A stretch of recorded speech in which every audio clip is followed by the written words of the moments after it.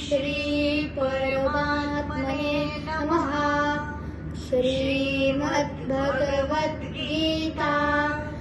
अथ षोडशोऽध्यायः। श्रीभगवानुवाच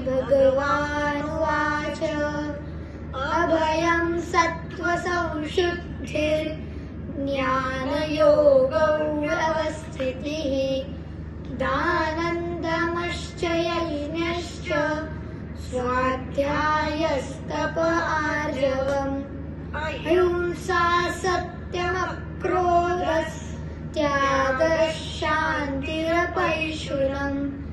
दया भूतेष्वलोलुप्त्वम् मार्दवम् वीरचापलम् तेजःक्षमा धृतिः शौचम् अद्रोहो नातिमानिता भवन्ति सम्पदं दैवीम् अभिजातस्य भारत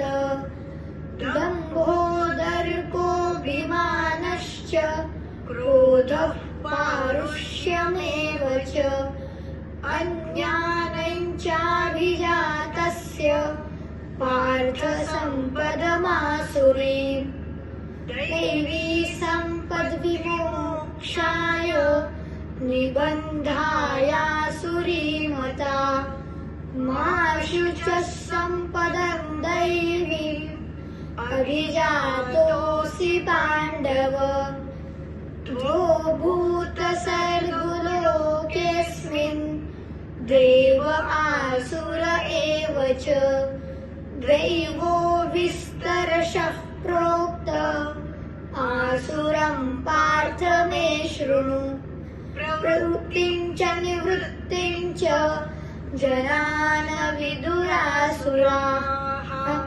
न शौचन्नापि चाचारो न सत्यन्तेष्वनस्यते असत्यमप्रतिष्ठन्ते जगदाहुरनीश्वरम् अपरस्परसम्भूतम् किमन्यत् कामहैतुकम् एतान् दृष्टिमवष्टभ्य नष्टात्मानोऽल्पबुद्धयः प्रभवन्त्युग्रकर्माणः क्षयाय जगतो हिताः काममाश्रित्य दुष्पूरान् दम्भानमदान्विताः मोहादर्गआसक्तान् प्रवर्तन्ते शुचिव्रताः चिन्तामपरिमेयाञ्च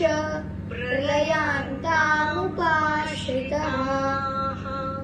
कामोपभोगपरमा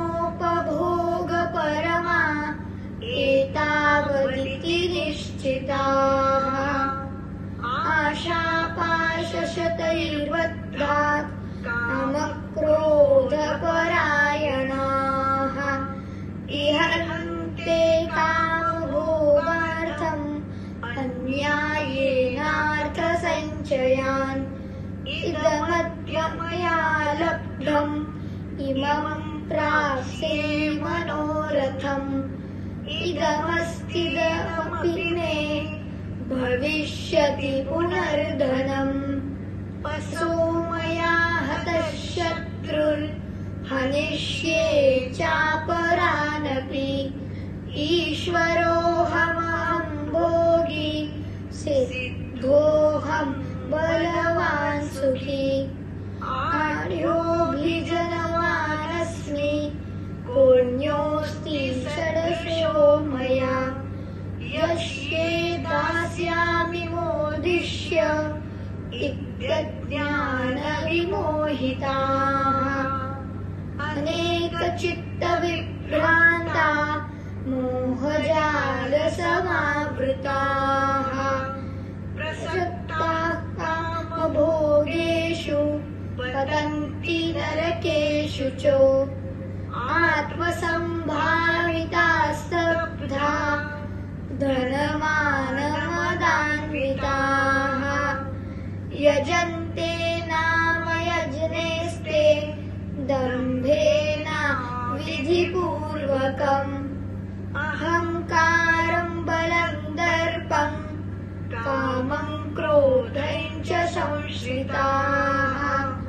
मामात्मपरदेहेषु प्रद्विषन्तोऽभ्यसूयकाः तानहं द्विषतः क्रूरान् संसारेषु नराधमान् क्षिपामजस्रमशुभान्